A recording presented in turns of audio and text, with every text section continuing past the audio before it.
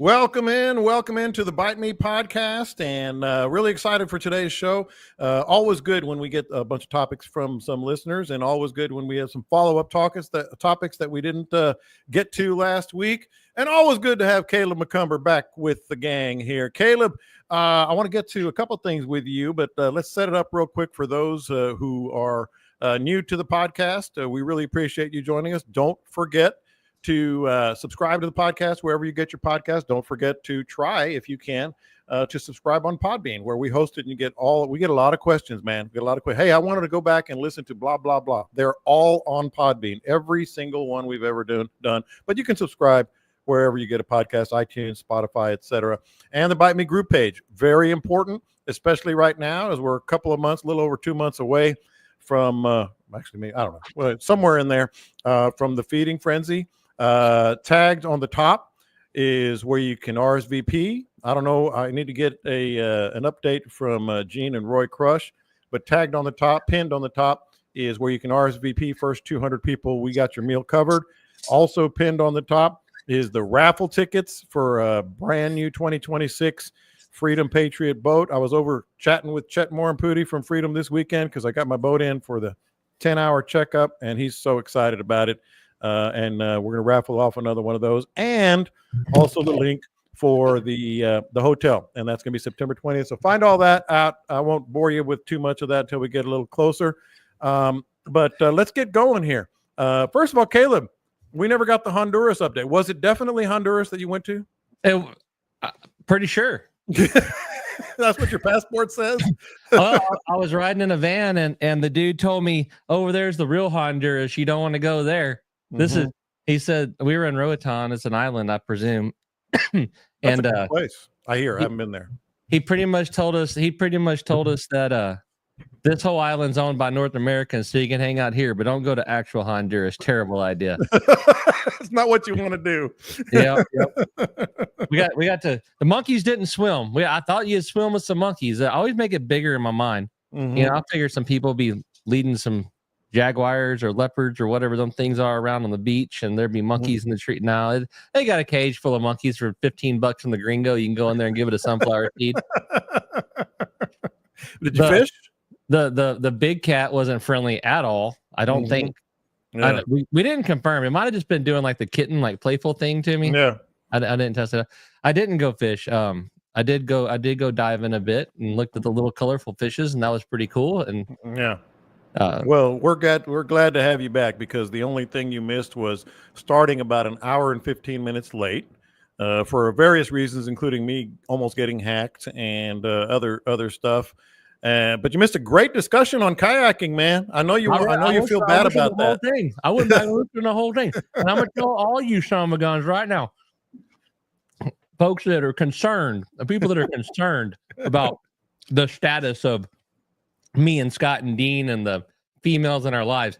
This is how we have a normal conversation. That was not an argument. That was sitting on the porch talking about it. Me and Scott talk to each other like that all day long. That's exactly how we communicate. Yeah. What was that movie? You think we're fighting? I think we're finally talking. Yeah, Jerry Maguire. It's like, you think we're fighting? Hell, we're just finally talking. You ought to hear what we talk about whenever the public isn't watching. Exactly, you son of a bitch. But I'll call Dean. I mean, I'll call Scott and be like, Dean has got to be the dumbest bastard I've ever met. Yeah, I know. And then I'll call Dean. I'll say, dude, Scott's a real moron. Dean's like, yeah, what do you? Yeah. And then they call each other. This is how this works. Yeah. Go ahead. Yeah. Then we call each other and go, man, did you talk to that dumb shit today? He's like, I was on the phone for an hour and a half listening to that dude complain about somebody else, about John Lopez. Nobody complains about me. Well, hence the laughing. I was on the phone. He's sending me pictures of a scorpion all morning. Yeah. Go ahead, Scott. I read that post that somebody put up, speculating that Dean and Camille were mad at each other over all that. I read that to Camille as she's sitting on the couch. She's just cracking up laughing. Yeah. Here's the thing. If you ask me, hey, how's Joe Smith? And I say, oh man, pretty nice guy. Really enjoyed being around him. I probably don't like him. I'm just being polite. Yeah. But if you ask me, what about Dean Thomas? I'm like, he's kind of a dumbass. And talks fine, but, he's my buddy. That terms of endearment. That's a friend. That's a friend, right? Oh, by the way, Dean, I hate to break this news to you, man. I don't want to be the first to break this news to you, but I think you and I are officially good friends. We're going on a second trip to Costa Rica together. It's like a honeymoon. What's going on a second trip? That's not right. I shouldn't do that. So I guess we're officially friends here. But what are you gonna do? I've had dating now, Caleb. All of my the only friends I have are dumbasses, so I'm kind of stuck with you.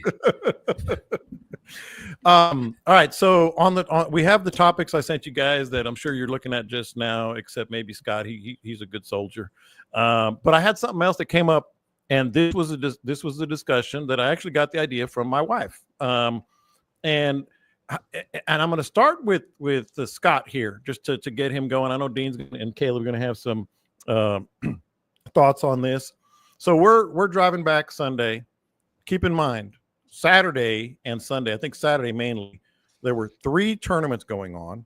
Saturday and Sunday, it was blowing 25 to 30. She wanted to fish. I wanted to fish. We go out. The number of places we could fish, Scott, was so freaking limited. I mean, of all the bays that we go out there, I mean, there were like 3, maybe 4 places we could fish. And we ended up catching 2 redfish, about 5 or 6 trout, a couple of good trout in there. And normally I'd be like, over 2 days, I don't know, I'd be a little, you're always happy to catch fish. But she said something. She goes, given everything that we were fighting, that was a really good trip. And it got me thinking, hey, what's a good day, really? I mean, it all depends on the circumstances, and we were up against it. Yeah, you got to adjust your expectations.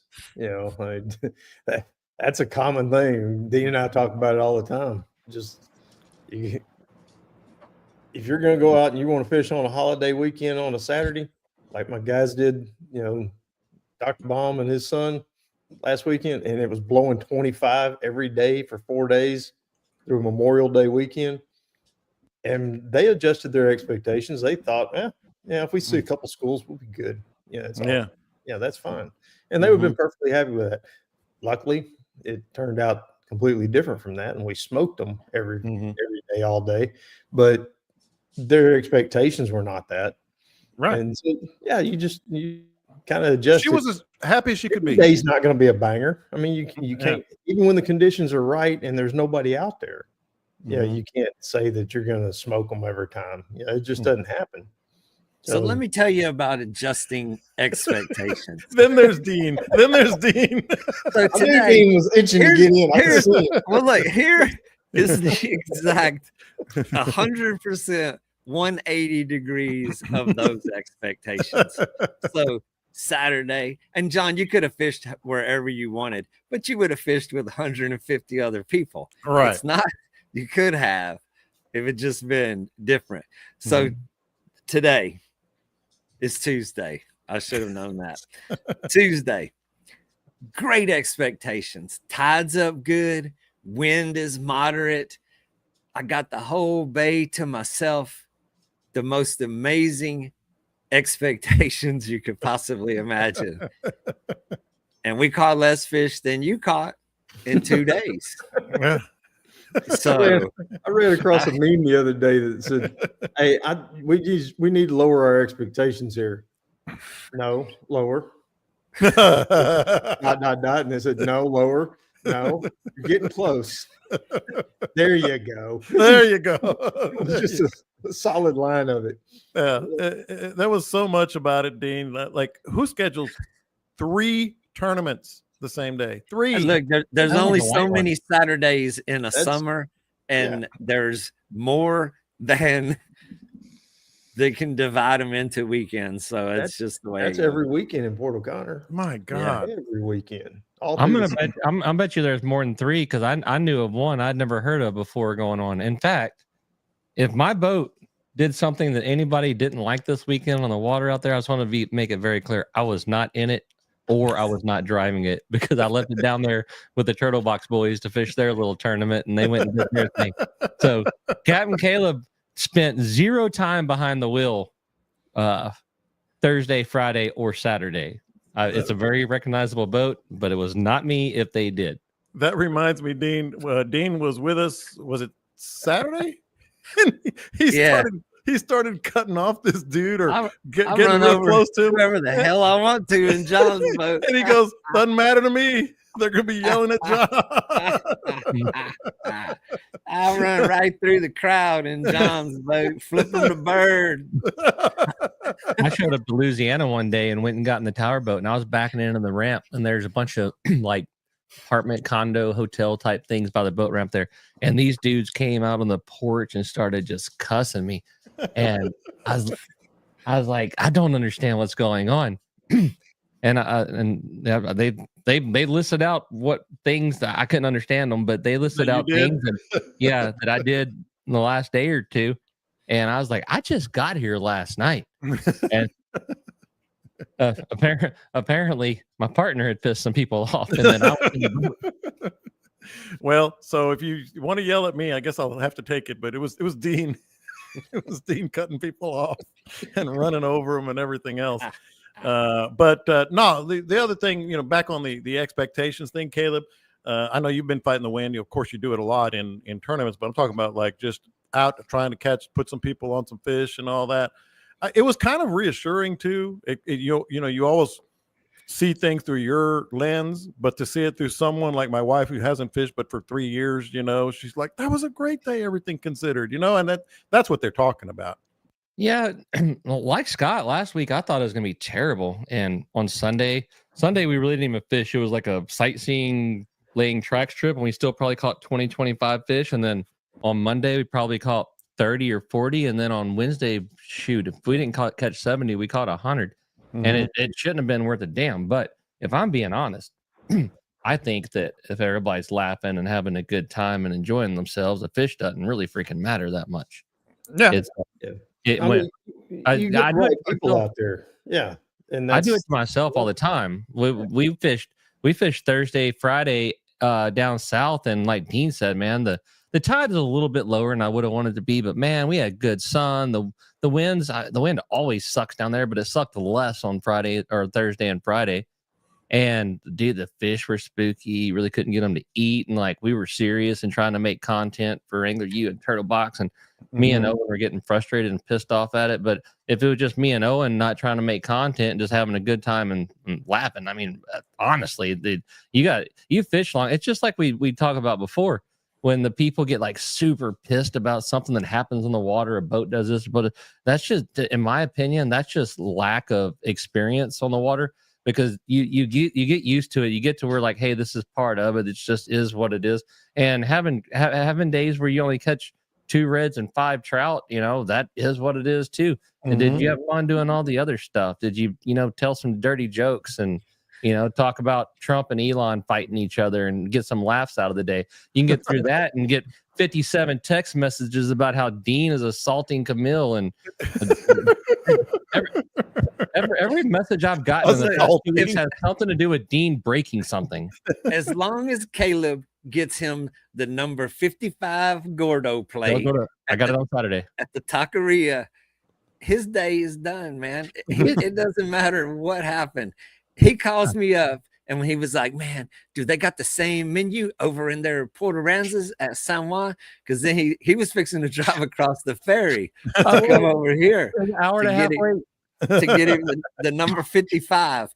If you think that boy just opened up his brand new Hot Wheels on Christmas morning whenever he found out that they had the 55 in Port Aransas. On Thursday, we got 1 fish to eat. And on the way back to the ramp, all I was worried about was whether there was a number 55 El Gordo at the local San Juan. There was not, Dean. So yeah, it was a good day. Yeah, I did a video, and it wasn't even meant to be. It's a little short. I put it out years ago, but it's me and Robert Jones fishing, and we're sitting in my tower, and we haven't caught nothing. It sucked all day. And so Robert does this big old talk about how we want to do this, we want to do that, we want to try to go over here and see if we can make our day better. And it pans over to me, and I don't know why or how it happened, but I'm chewing on a piece of jerky, and I just look at the camera and go, jerky's pretty damn good. And that's just where my head's at. That was it. Yep. We put more pressure on ourselves to put people on fish and make sure they're having a good time and all that. When a lot of times I'll catch myself getting irritated. I'm out there chasing tarpon. I can't find the damn tarpon. I can't figure out what they're doing today. I'm looking here, I'm looking there, I'm running all, and I'm kind of apologizing to the guys. Hey man, I found them over here yesterday. Let's go look over here. Maybe they moved over here, and they're like, dude, this has been awesome. We saw dolphins and we saw a manta ray, and a big shark came by, and they're just enthralled with everything that has happened out there. The turtles and the, we saw 2 schools of big jacks and had a good time with the jacks. And yeah, man, if we find a tarpon, that's just bonus. Well, guiding wise, to me, I mean, Perry Bauman and I had this kind of day. We went out and the fishing it wasn't that good. I think we caught like 3 trout all day long. But at the end of the day, I had showed Perry a bunch of stuff and discussed strategy and all this. And I told him, I said, look, it didn't work that well today, but it's going to work for you. And to me, as a customer, you got guys with different expectations. Some people, the guys I had on Wednesday flew in from Maryland. They didn't give a rat's ass about how to fish Matagorda Bay. And it worked out. We caught a bunch of trout. That was great. But, primarily what me and Scott and Dean are doing is we're kind of working ourselves out of a job. We're teaching you how to do it yourself.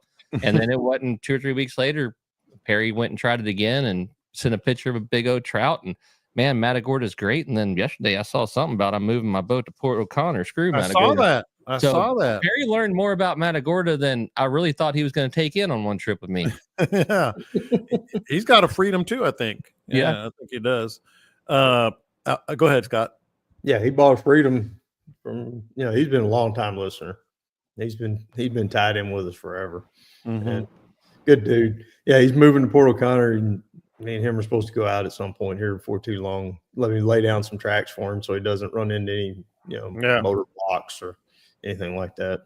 When the man of the years on Earth that Perry is, when he gets on your boat and plays death metal, don't be alarmed. This is normal. Oh, I know. I had him out death metal. He's been out tarpon. Yeah, he's been out tarpon fishing with me. Perry's way more hardcore than any of us, dude. By the way, I was just laughing when Caleb's talking about Dean assaulting Camille. The one thing that I did love, and there was the one moment, Scott, where I was like, okay, this is fun. I know they're just jacking with each other, but where this might go like to another level was when she told Dean, "You're almost right," or "That's almost right." I went, in other words, he's wrong. That was one of those episodes that's damn good I wasn't here because I know both their buttons and we'd have been pushing them. I know. She knows how to say things in a corporate setting in a corporate way. Yeah, she didn't fool me. Nah, she's passive aggressive is what she is. Camille has never told me I'm almost right. I've never even gotten that much credit. I was laughing so hard about that. Well, what got me was Scott. It looked like he was froze. He just sitting there with this grin, and I didn't know if he was being entertained or if he was nervous because she is behind him. Yeah, but she kept poking me in the back. As he was talking, she had 2 fingers and was poking me between the shoulder blades constantly. Like when what am I going to do? She really wanted to talk, and she instead of talking, she was poking me. I was like, "Dang, you're killing me here." Oh boy, that was being shut up so you could say something and quit poking me. I'm gonna start using that. That's almost right. That's almost, so in other words, it's wrong. Yeah. Well, what ended up happening to me that irritated me? First off, it irritates the crap out of me when we call them boats. They're not boats. They're fancy canoes. They're kayaks. They're kayaks. But Scott likes the boats. My boats. It's not a boat, Scott. But what really got me was, like I said, the last 2 or 3 weeks, everything that fella in my up there, my family matters or whatever, the Brady Bunch over here, Everything he's done has come to me in text, and I got the whole Camille and Dean got after it, and I'm interested. I'm like, oh yeah. And so as soon as I left AP after getting my number 55 El Gordo, me and the kid I was with was like, we're gonna watch this. I have never once in my life went back and watched a Bite Me, and I'm like, we're gonna watch this. And I watched the whole thing, like waiting for them to actually for something out of the normal to happen. And all I did was listen about a damn kayak for an hour, and then it was over. And I was like, "What the hell?" This. What See, did you learn anything? Yeah, you learned something. Man,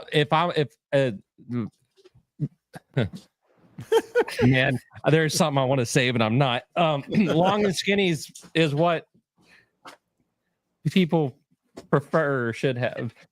Short and fat is not as good as long and skinny. Yeah, that's what I got. Yeah. Well, I got the ride. Just navigate right on past this one because I got so much. No, we're only 20 minutes in. We're not going to get yelled at on the Facebook page again. Just keep going. Yeah, I got the ride, and it's got some girth. All right, so let's get to some topics here. It does, and I'm not wrong. The guys that use, and because I don't have a dog in this fight. The dudes that use paddles have a real bone to pick with every other son of a gun in the industry. I learned that. Yeah, you did learn that. I learned that. All right, and so what Dean said, it took 40 acres to turn that 16 around. That made me laugh a little bit. Hey, let's talk a little surf fishing. Eventually, the wind is going to die down. I'm guessing. Dean's right. It's been 3 months, but surf fishing is one of those things that you can do in a boat, you can do on foot, you can do in your truck, you can do whatever, however you want, and it's kind of open ended. I know all three of you guys have probably done a lot of surf fishing. I don't know the last time, but certainly in your boats you have. Dean, I'm gonna start with you. You've done it all. You've probably been on the surf and kayak, for goodness sakes. What you should know and what you should do. And this comes from a discussion I had with Uncle Kerry over at Fishing Tackle Unlimited, and he was talking to a customer before I was chatting with him, and he was telling him, Dean, when you try to throw out to the third bar, or you're in your boat and you're casting at the third bar, those are passing fish. But the ones that are feeding are kind of closer to the first bar. Of course, it depends on some time and stuff. But he says, you really want to get up to the first bar. And I went, light bulb moment. That's a topic that we really haven't covered in a while. So your thoughts on what you should do, what you should know now that you're surf fishing time. I want to know what makes you think the wind's going to quit blowing, first of all. Yeah. I mean, based on there are no signs. The Farmer's Almanac or something? Does the Farmer's Almanac say it's going to quit this month? But man, surf fishing can be an amazing thing. My best luck in the surf has always been early. I mean, the trick is to get there early, be there when the sun comes up. And yeah, I mean, the first gut is going to be where fish are feeding. I mean, you'll see mullet streaming out there beyond the third bar. I mean, and you'll see birds and you'll see a lot of commotion way out there, but it's absolutely not necessary to go out there. I mean, you're passing up a lot of good opportunity if that's your ultimate goal. But I mean, you can go over here to Port Aransas and, you get out there early in the morning before the beach traffic, before the people are there, and you cast the first hour from sunup until, the little kids start coming out in their boogie boards.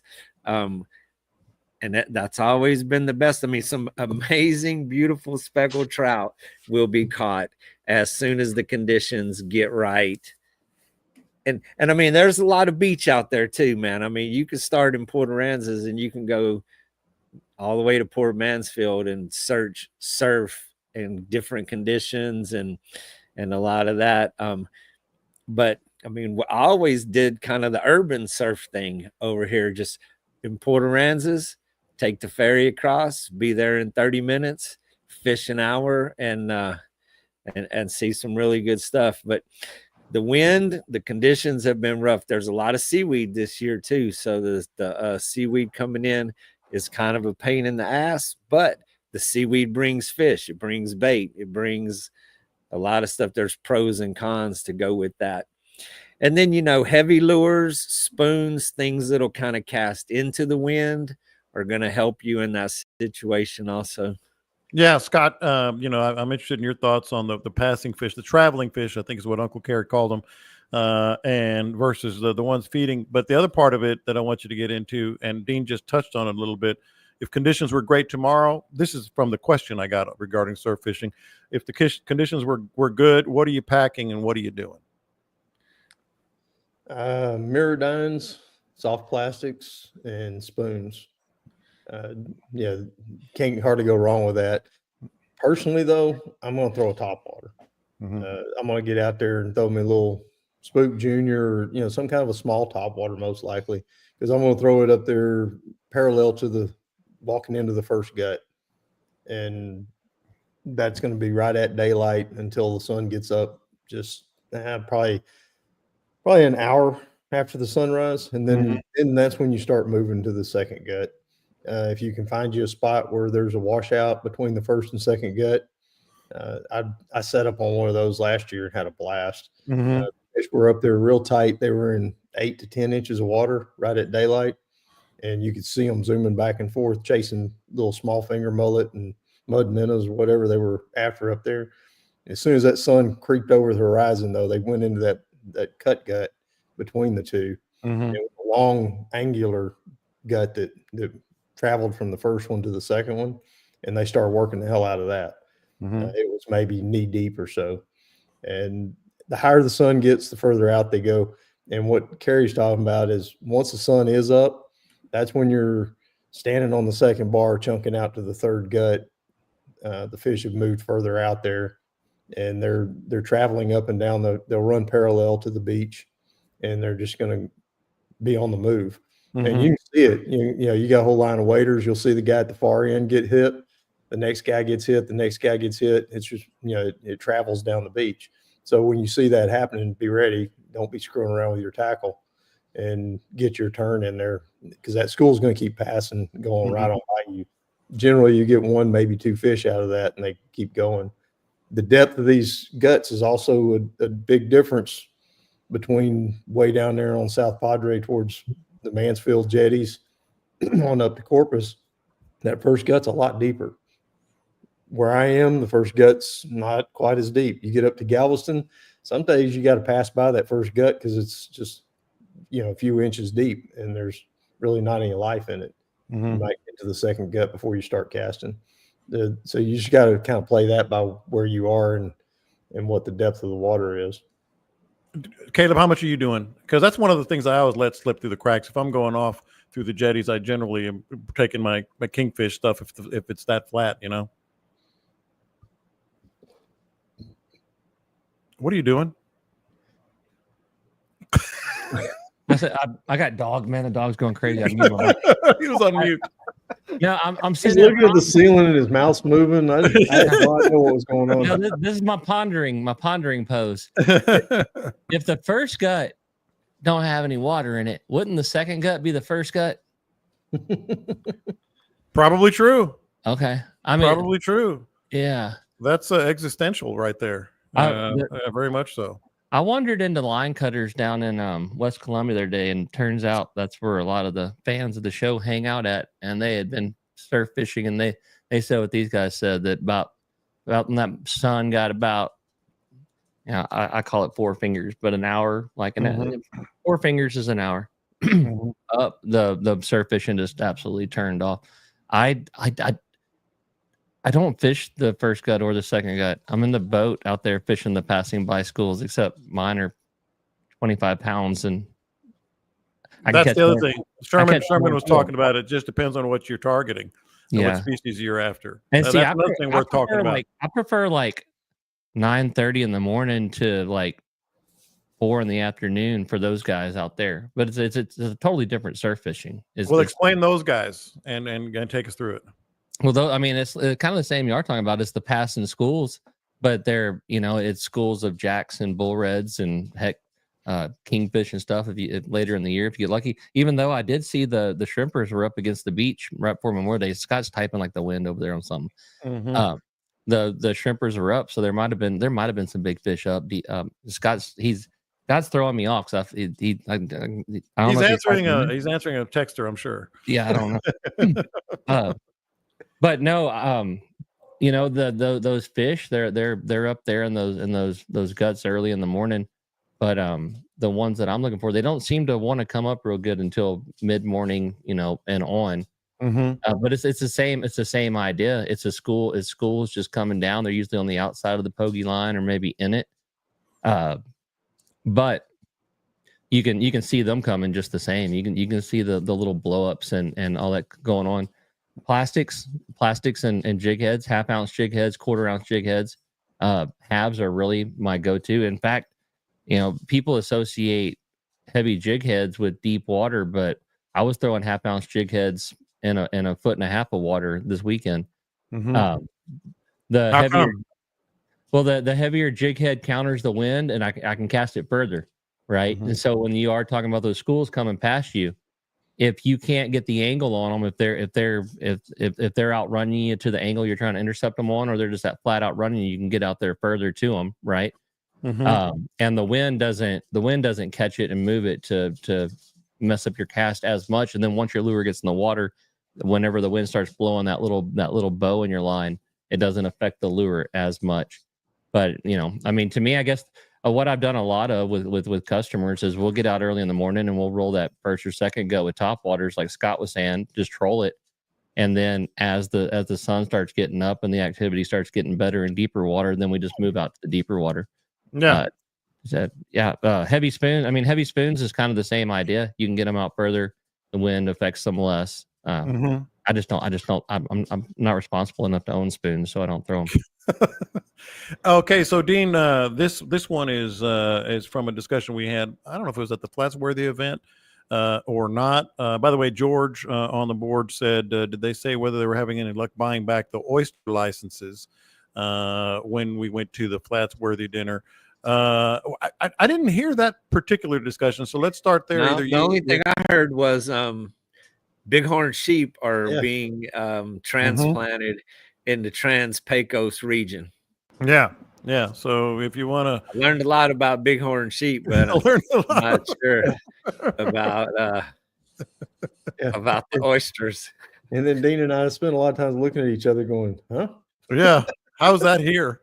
I spent most of mine telling Scott, I'm trying to learn about bighorn sheep. Quit talking. Forget the oyster buyback. I want to know about these bighorn sheep. But the other discussion we had, Dean, and we were laughing about it, but it's inevitable. We were talking to somebody, and he was talking about the new color, this new color plastic. And I was just like, there are only so many colors out there, but boy, we are suckers. You always talk about I buy shit should be tattooed on your forehead, but it gets us every time. I mean, it kind of got me thinking about, okay, so yeah, we all have our favorite colors, and maybe you want to share what yours are and all that, but a new color in the plastic, that's one where I think we can all say, well, I don't want to put words in your mouth. Just pick a color. What are your thoughts on this whole you were talking about marketing last week, you know? Well, yeah, of course. It never ends. And it was an ad. I don't remember what company it was. I don't remember if it was any well-known company or something obscure, but in the corner of the ad, it had this giant little multicolor logo, and it said new color for 2025 or 26. And I was just sitting there. I just thought how crazy that is. If you walk down the aisle of any tackle store and you look at the variety of colors, I was like, how could you possibly come up with a new color? I was like, there's not one left. I mean, I don't know how that could have been, but it's just, there's always, every single year, there is a new color of soft plastic that is supposedly somehow better than the new color that was just 12 months ago, and so on and so forth. And yes, I guess people do go for it and go into that. But if you talk to people that, do that, I have two colors of soft plastics that I throw. Occasionally there's a third one blended in there, but I count on a dark one and a bright one and a white one. So that is, but what if they come out one a little bit brighter? He's Do gonna what? buy it if they come Yeah. up with a brighter white. Yeah, what if Or you have one brighter for your color. bladder? Well, the only thing brighter than that is that flamingo, that hot pink, which is, Mhm. I mean, that thing is crazy, but it catches a lot of fish too. But I mean, the new color on the soft plastics, I didn't think that there was a possibility that anybody could create a new color that hadn't already been created just from what was out there. But there will be a new one next year. Yeah, I there usually will. throw whatever colors in my cup holder. Yeah, that too. Yeah, that too. But Scott, I did, and I was doing this. I think with Dean. We were catching some trout, and you've always talked about when you're catching fish is when you should try some new stuff. And that's exactly what I was doing. And I was just every 2 or 3 casts, I just changed color. Let's see what this one does. Let's see what this one does. And I'll tell you what, my very unscientific survey, I was catching just as many fish on every single color. But there are some that you just go to, And yeah, I agree with the light and the dark. Mm-hmm. And then there's the, chicken on a chain was the first one to come out like that, where it was dark on the top and lighter on the bottom, and having a chartreuse. Just flip it over. Yeah. So that one's great. I mean, that's generally my go-to. The DOA's version of it is Fiji Chicks, Mm-hmm. and I use that one. The only other thing is chartreuse tail or not a chartreuse tail, because I have seen that make a difference on redfish in shallow water. I throw a chartreuse tail 99% of the time, and then every now and then I'll see where they just spook off of it. They don't like it. They're just not into the. And I switch over to the same color lure without a chartreuse tail and start catching fish. I don't know why the chartreuse tail matters so much sometimes, but it seems to. It does. Caleb, the other thing about it, and by the way, we're going to have Mark Nick. I'm going to chat with him Friday, just to maybe get some thoughts on his thoughts on all this. So that's a little programming note for the YouTube channel. But chartreuse, what Scott just said is exactly what I was going to ask you about. That if there's one color, if there's one thing that I like, regardless of the color, is a chartreuse tail, unless, as Scott said, it's just not going to happen that day. Man, what I'm wondering is Jeff Flanagan's in the comments, and I can't figure out if I called him Jim all weekend or not. Because they fished with me and then they hung out for like another 3 days. But I had Jims on the boat too, and I'm like, man, did I screw that up? I'm not sure. I was talking. We were giving with Carrie Scruggs, Dean's better half. She asked for all our legal names, our government names, on for the Costa Rica trip. And yeah, and I was surprised that yours was Julio Rodamaguez.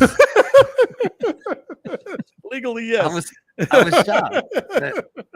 So I sent calling mine. you John Lopez all these years. Julio what? Rodamaguez. So we were I sent mine, and then a little while later, the other couple that's going to go sent theirs, and I told Jan, I said, that's not the person we're going with. It was like Francis Paul something. And I went, Trip. oh, Trip. Yes. I was like, oh, Yes. Trip. Francis. And that's why he prefers to be called Trip. I told her, I said, are we going with a priest? Because that is not going to work. That will not. We're going with the new Pope. I can tell you right now, we had a great time last year with Dean and Carrie, but this priest is in for something right now. It ain't gonna happen. Francis, you go to confession when it's over. That's right. But anyway, Caleb, I cut you off just on we were talking about the colors and the new colors and the marketing and all that stuff, but the chartreuse tail. Yeah, we did. I did yell at him at the boat ramp a couple days later and call him Jim. But he said it's better than what his wife calls him, so we're good. The chartreuse tail, I like it when there's small bait present. When there's like small shad and stuff, I think it gives like a smaller flicker in the water. I hadn't heard that. Yeah, I mean it's a little smaller, different thing. Flashing. I'm learning something today. Yeah. That's primarily when I'm going to go to the chartreuse tail. I don't. Scott mentioned something about DOA has a color called Texas Croaker, which is like a purple back with kind of a clearish gold belly with gold flake and a chartreuse tail. And that's one of my favorite ones. Like over here when the shad are out over in Louisiana, there's always small small thin fish rolling around. It's one of my favorite ones because of that. That being said, if I'm not around a bunch of small bait fish and stuff, I don't really put as much emphasis on the chartreuse tail. Mm-hmm. There was a time in my life where I believed that chicken on a chain caught all the redfish in the area, and 10W40, which both of them were Bass Assassin colors, almost the same color, just one chartreuse tail and one isn't. I seem to catch more trout on the solid and more redfish on the chartreuse, but I think that probably been what the hell did you say last week? Coincidence over causation? Who, me? I feel like Dean busted that out on us or something. I ain't never said that. Either way, I feel like that's coincidence over causation. In those terms. That must have been a podcast with smart people I'll listen to after that one. That's a Bill Harvey thing right there. Yeah. Correlation is what I said. Correlation over causation? Yeah, correlation does not imply causation. So there, okay, so you said that. Yeah, so here's where I'm gonna learn. I learned something from you today. I'm gonna teach you something. Like, just because something happened doesn't mean that. Did he just tell me I'm almost right? You're almost right. You're almost right. I'm telling you, that should be on our new shirts. You're almost right. Just because something happened when you did thing number one doesn't mean that thing number one caused that to happen. Correlation without causation. Yeah, sure. So wait a minute. Say that the again. rhinotherm. So I'll put it in fishing terms. Just because you put a chartreuse tail on that bait and caught 3 fish in a row doesn't necessarily mean that the chartreuse tail caused you to you're correlating the 3 fish with the chartreuse tail. That's what I was trying to say, John. Yeah.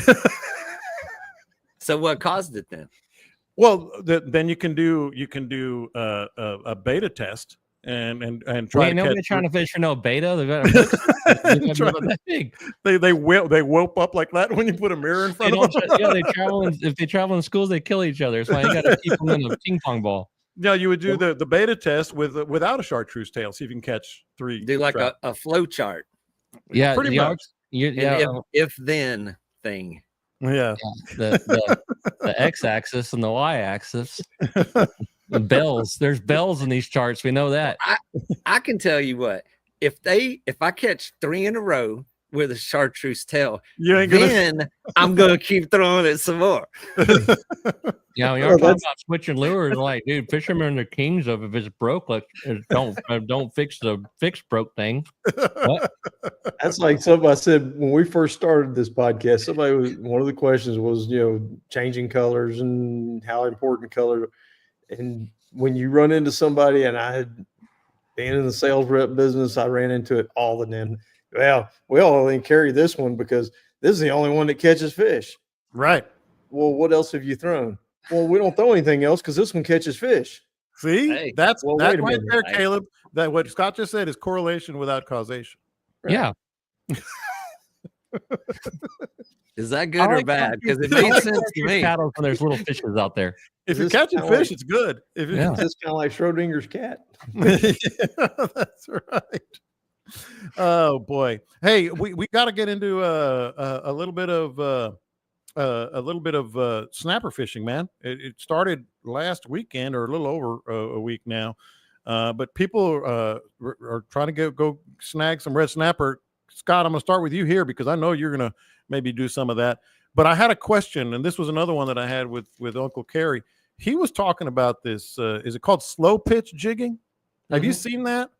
I've never really done it ever. Are you planning on doing that? I'm all set up for it. Yeah. And I'm ready to do it. I got the rods, the reels, everything's all set up. I got a bunch of slow pitch jigs. Just got to get the damn wind to drop enough to get out there and do it. He was saying, like, he's been on boats and heard of guys on boats with the slow pitch jig. The rods are like micro thin. Yeah. They're micro thin and strong, and they bend all the way to the handle. Yeah. Like, that's all. Have you tried it, Caleb? Dude, I've caught grouper in 1,000 feet with those things. It's absolutely ridiculous. Well, you're not fighting them with the rod at that point. You kind of point the rod at the fish. And no, not me. I was seeing what I would, but the rod ain't doing no fighting. It blew my mind. I went out there and he had that stuff. Oh yeah. I mean, we're throwing like 8-ounce diamond or 8-inch diamond. I don't know how they were 8-inch diamond jigs with these things, And Yeah. just when you work it, like the tip of the rod would almost touch the butt of it. Yeah. And it sucks reeling up a grouper from 1,000 feet is one of them. Mm-hmm. But that was something that I just saw fascinating. And look, I'm not going to be portray myself as some expert on offshore fishing. So I was asking him all kinds of questions about the reels are badass with the big long handles. And you're working on the line. He said like 40 or 50 pound tests, all that. But that was just kind of one way I wanted to get into snapper fishing, because there's a lot of us in our bay boats, Scott, that are going to, whether it's state waters or maybe get a little daring, go into federal waters. How should we set them up safely for some snapper fishing? Well, federal waters opened up June 1st and supposed to go through September 15th, but they can close it at any time if the quotas are met. And I don't know how the hell they figure the quotas out. It makes no sense to me. But state waters are still open, and you can keep your limit of state fish. Don't try to mix the two. Mm-hmm. Don't go out there and be in federal waters where the limit is 2, and then come back in and think, okay, well, I caught my 2 in federal waters. I'll catch my state water limit and then go in. They are watching you with radar, and they will look at your GPS and see where you've been. And when I watch them every year sitting at the jetties with that big old radar going, and they are popping everybody that's coming in from offshore. Mm-hmm. It's not worth it. It's not worth 1 or 2 more fish, to do that. One of the things that a lot of people get tagged on is if you're using bait, you have to use a circle hook, and it has to be non-stainless steel. You also have to have a deflation device of some type, either one like what that company that has the descending devices that we talked to the guy a while back. You have to have something along those lines, or a deflator to do away with the bear trauma, where you bring a fish up and it's bloated because of the change in pressure.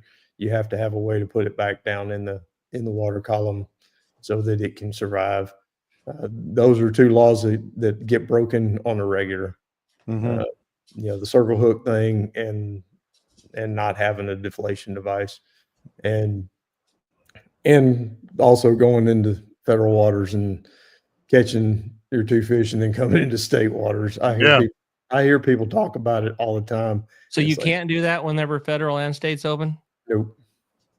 You can stay in state water if you stay inside 9 nautical miles, and catch your fish. You can have a state limit. If you venture outside that, even say you came in there, you caught your state limit, and then you went out to go catch kingfish out past 9 miles, and you turn around, came back, prove where you caught those.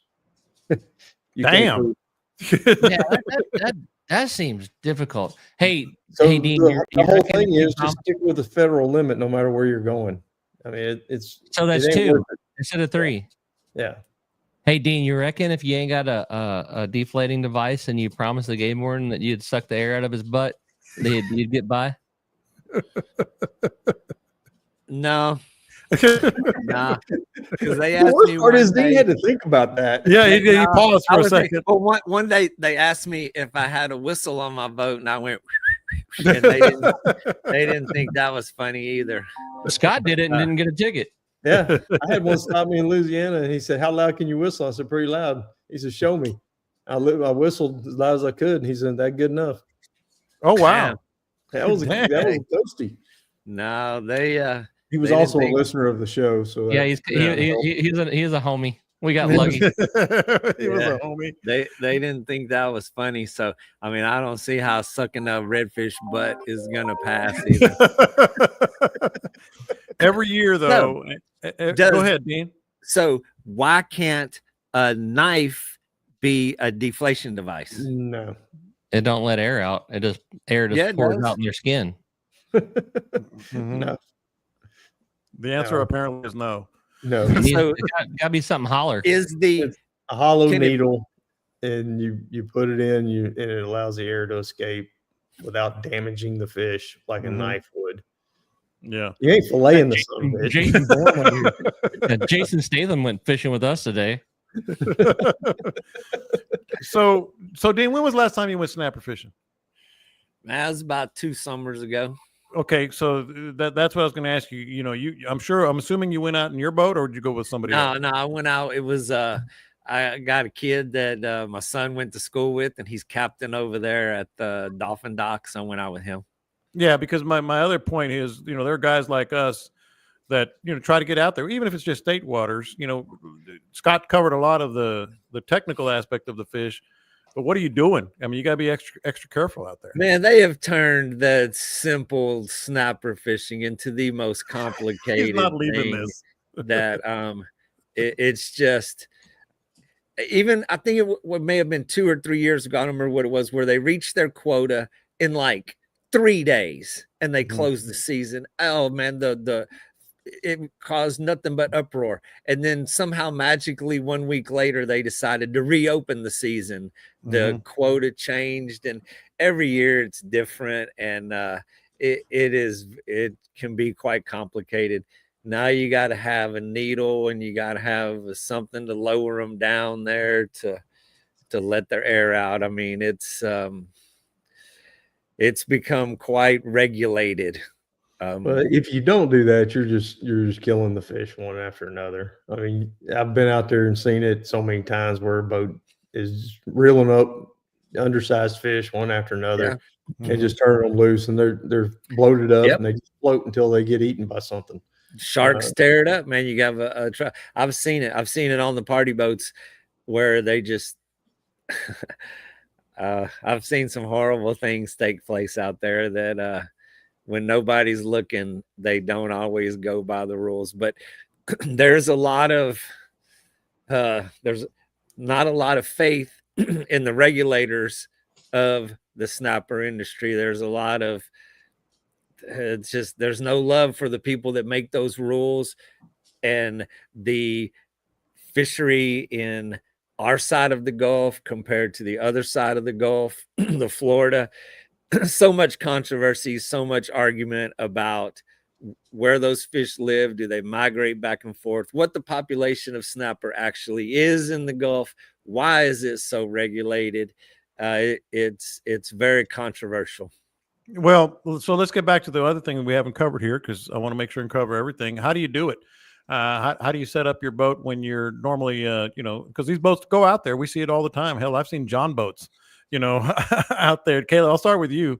You know, how do you set up your boat? How do you get this thing going? Well, I mean, you could keep it pretty simple. We once sent Chris Williamson a picture of all of us with his lightest trout rod catching a state snapper, and he didn't love it. Yeah, well, I mean, it's pretty simple. I think it's nice to have down scan on your boat for sure. You can see the wrecks and stuff. You can actually go. I think NOAA has, like, if you don't have any marks offshore, NOAA has like some public marks and stuff that you can go find out there. But I mean, it's just you know, a little bit better rods and reels, or I guess not better, but a little bit heavier gear, maybe a 4,000 instead of a 2,500, and some, you know, a little bit heavier rods. You don't need crazy stuff to catch snapper, particularly state snapper. They're I've not found them as chunky as federal snapper have been, right? But if you're, I mean, I also have a handheld VHF because I don't worry about a VHF in the bay, you know, anymore. We got cell phone. If I can call you from the land cut, I can call you from anywhere. Yeah. But I do have a handheld VHF for whenever we get out there, you know, in case something goes wrong, something goes screwy, you know, I need to call the Coast Guard. I've got a friend that their boat sunk, and he was smart enough to climb. They were tied off to a rig, like, I don't know, 10, 11 miles out or something. And their boat just sunk out from under them. And I still don't know why it sunk. And everybody washed away except him. And he somehow climbed up the platform ladder. And if you meet him, you think he is dumb, but he's really not. And he shut it down. He shut the well down. And a couple hours later, here comes a helicopter to see why the well shut down. Dang, that's pretty smart. And his friends had drifted like 8 or 10 miles already at this point with a weather coming. And the chopper pilot told him if he had shut it down an hour later, that they wouldn't have checked it till tomorrow. And so everybody was saved. Everybody's recovered. You know, they had on their life vests and stuff. But but crap happens quick out there, and so VHF really isn't a bad idea. Other than that, you need a big old box of frozen sardines and some stainless steel wire and non-stainless circle hooks. Very important. Well, on the safety side, make damn sure everybody's got life jackets. Make sure you got your flares and make sure they're going to work. The VHF is a very important thing. Buddy up with another boat if you can. That's we're all running single engine boats, and all the bay boats are all single. Well, most of them are single engine, and things can go wrong with a motor. Have extra stuff. Have some tools with you. Have some first aid kits. And Sherman Miller asking why non-stainless, because it's the law. I don't know. And so when you break them off in the snapper, do they have a chance of rusting and going away? Supposedly, yeah. I don't know if I buy into all that, but the descending devices, somebody posted up there and said, it was Return Them Right is the company. They give you the stuff. It's some federal grant deal and you go online. I did it a couple of years. I think you did too, John, didn't you? We all did. I need to do it again. Do a little online training, and they'll mail you the gear. Yeah. For taking the training, and I've got the gear sitting out in the garage. Yeah, mine's right on the table in front of me. Yeah, I said I haven't used it, But one thing that you said, Scott, that about buddying up, there was about a 3-year stretch there when I would go out a lot, near shore, offshore, that type thing, and I always did it with a buddy. The other thing I always did, and maybe I'm just soft, whatever, I never turned my motor off. I never turned my motor off. Yeah, I've had a lot of people tell me that they won't turn their motor off. Motors are different now than I know. When I was first doing all that and going offshore in little boats, I mean, hell, I had that 17-foot McKee and we ran 35, 40 miles out. I mean, we caught a sailfish out of it. We had both ways. Yeah, we had a good time in that little boat. And that one there, I wasn't as confident in the motor as I am in the newer motors now. Yeah. I don't know why. I mean, I could take the cover off of it and actually work on that one. These, I take the cover off and I just shrug my shoulders. What am I looking at? Yeah, I have no idea what I'm looking at under there. But that, and somebody mentioned EPIRB. Yes, an EPIRB is great if you're going to go out there on a regular basis. An EPIRB is an awesome thing to have. And Starlink, they're a little expensive for what people are generally doing for the bay. It's a little overkill. Yeah. But they are nice. I mean, it puts out a beacon as soon as it hits the water. You can get the ones that are activated by water, or you can get the ones that are manually activated. The ones that are activated by water, as soon as they go underwater, they pop back up and start sending a beacon out and the distress signal, and stay with that sucker. I know a lot of people that have them. There's all different kind of things you can get. There's one company I bought some stuff from them. ACR, I believe, is the company, and I got stuff that goes on my life jackets that's a SOS flashing light, and I've got those on there. You can also get electronic flares now through them that actually count as your flares on your boat, that the Coast Guard can count as flares instead. I haven't seen those. Yeah, I bought a set of those as well. So there's all kind of new stuff out there, new equipment, and whatever your budget will allow you to do, it never hurts to pick up a few extra things that make you a little safer. And one more thing here, and then we'll get to what would Scott do, what would Dean do, and Caleb. What's your favorite bait for snapper? Caleb, you talked about sardines. I brought this up because it's another little tidbit of information I picked up over the weekend, and that is some people put bait on the hook of like a snapper slapper, the jigs. Technically, I found out that's illegal because it's not a circle hook. Right. Yeah. And I was like, wait, what? I was like, so I was like, okay, we won't talk about, maybe something I've done in the past, but yeah, the snapper slappers is in terms of artificial, what else might be there be? And I wanted to share that. I typically throw a diamond jig. That's kind of my thing. I don't know that I've ever thrown a snapper slapper just because I've never owned one and I don't care that much. But me and my buddies just have a box of diamond jigs, and that's pretty much what we throw for almost everything out there. Deep dropping anything. Yeah. So you got all these new jigs, the slow pitch jigs and the butterfly jigs and all that kind of stuff. Any of that works. Anything that you can jig vertically. Even the big feather jig, we used to use those, the bucktail jigs, the real large bucktail jigs. Snapper are not that picky, you know. No. So do the Generally, jigs you drop something in front of them, they eat it. Do the jigs have stainless steel hooks? They must not. Otherwise, I think it'd be hard to buy them. But just remember not to put a piece of bait on it, or don't say you did. So does the jig have a circle hook? Yeah, the jig. No, that's what I'm saying. The jig does not have a circle hook, and that's why if you put a piece of bait on the tail on it, it's technically illegal. Yeah. If you were using bait, you have to have a circle hook. If you're using lures, they don't have to have circle hooks. Probably less likely to swallow it or something. Yep. Yeah, probably. Whatever. All right, boys. How about I guess I haven't even looked this week. I'm always looking every day, and I haven't even looked this week at the wind. But I'm guessing not a whole lot is going to change. Dean, what are you looking at? You've been out on the water a lot, and you've got a lot of you got a lot of trips coming up this week too. What would you do, man? Yeah, it's going to be windy. It's going to rain. I haven't even looked at the forecast. I don't know. They're calling for thunderstorms tomorrow and Thursday, so we'll see how that works out for us, if you believe that. And the wind is moderate. I mean, it's nowhere near. When you were here this weekend, it just happened to peak. Yeah. On your day. What'd you see, Scott? What you looking at? 27. Oh, is that all? Yeah, it's better than 35. Not by much. Yeah. Go ahead, Scott. Oh my goodness, I'm looking at Saturday. Yeah, is that what you're looking at? Yeah, it's windy. Sunday looks pretty good. You know, Saturday's a little on the windy side. It's not terrible around here. Friday's 20 to 28. Tides are up a bit. I was supposed to tarpon fish on Friday, but that ain't happening.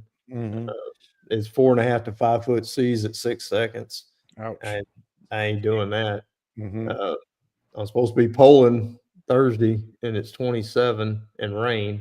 So I don't know if we're doing that either. I was supposed to maybe take Perry out on Wednesday, and it's raining and 25. So shit, I guess I'm gonna be at the house messing with tackle. Like Glenn said, we should have all just been sailors. We'd be so excited. We'd be so happy. You guys on Angler U wonder why we're doing a lot of in-studio stuff lately. There it is. Yeah. You know, Jose Wahebe, one of his deals, I got to hang out with him a good bit, and we were talking one night, and he'd gotten into sailboarding, kite sailing deal. And I was like, man, that seems kind of odd, and different for a hardcore fisherman. He goes, no, man, I travel all over the world fishing. He said, I just bring my kiteboard stuff, and if it's real windy and we don't go fishing, I go kiteboarding. If it's not windy, I can't kiteboard, we're gonna go fishing. I was like, dude, there you go. You unlocked it. Unlock the secret. Unlock the secret. And Caleb, I'm not sure if you have anything to add there, but I do want to say happy anniversary. 1 year. They said it wouldn't last with Angler U, and you got stuff going on tonight, I'm sure. And man, tonight's a big one. If you're not a member, you're screwing up. Given everybody's after caps and shirts from Angler U. So I'm gonna give away 4 hats, and then the merch store is about to be open, and I'm gonna get the first 4 t-shirts where we're gonna get rid of. We're gonna be giving away tonight 2 baits reels, turtle box, $100 gift card to Anglers Anonymous, and a $100 gift card to Waterloo. So, man, one of the things I was thinking about, I added up the fiscal amount of stuff that we've given away on Angler U. It's like 10 grand worth of stuff we've given out. Just about anything you win is worth well more than a year of your membership. And if you don't win, you're still getting discounts everywhere. And one of these days we might even add Scott to the videos that we're doing, because all that, and I still don't have a hat. Well, I got a hat. I got a hat. Year in. I'm a contributor, a member, all that good stuff, and been in it a whole year. Mhm. Well, we got to got talk about ratios of contribution. All I heard you right now is say 15 reasons why we can't do a video this week. All I hear, Yeah. I mean, what did homie say? That all I hear is excuses. I mean, let's go back to I'll be here in the morning. oh, one damn time. No, that did happen. That's true. Dean, you got anything else to add before we get out of here? I want an Angler U hat and a t-shirt, but I don't have Am that I the either. only one that got a hat? Man, I feel privileged. You didn't Dang. hear one of them say, "Hey, Caleb, would you like to tell about Angler U?" John says it. John gets a hat. There you go. I get a hat. There There you go. That's what it's all about. All right. As always, you guys are the best listeners listening to us live. Those who are listening on the podcast, this will post Tuesday about 6:00. Really appreciate you subscribing. Don't forget about those pinned links at the top of the group page on Facebook. You can get all that stuff taken care of for the feeding frenzy. A lot of stuff is coming in. I'll update it next week. We've got some really good stuff coming in for the silent auctions and live auctions and being able to take care of all that. You guys have a fantastic week, fantastic weekend. And as I always say, catch them up. We will talk to you next time. I was waiting for Camille to get that kid out and let the air out of Dean's ass. I'm gonna be honest about it.